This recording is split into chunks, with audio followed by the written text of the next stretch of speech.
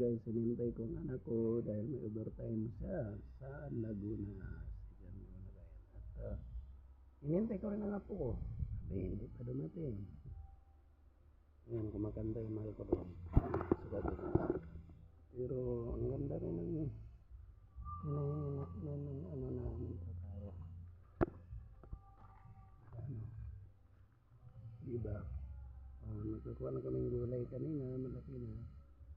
At saka dito nagkakuha ko ng malaki. Dalawang malaki.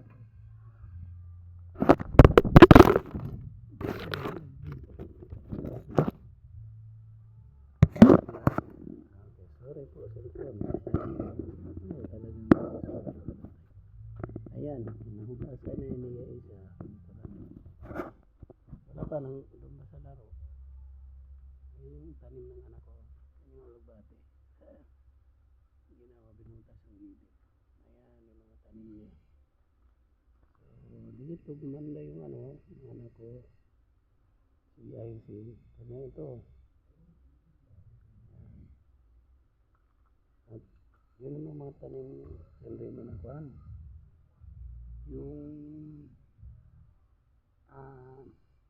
sitaw. Ayan.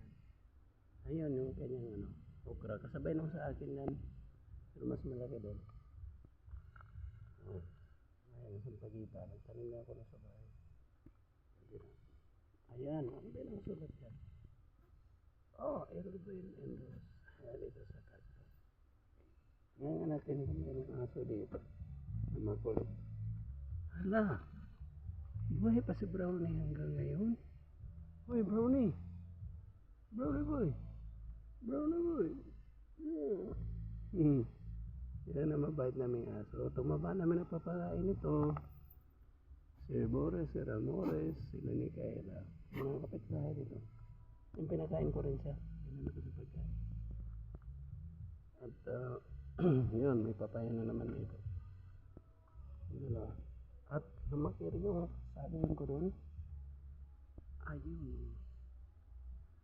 Yung saging. Kuhaan latundan yan. Hindi pa nakarating ang ano ko.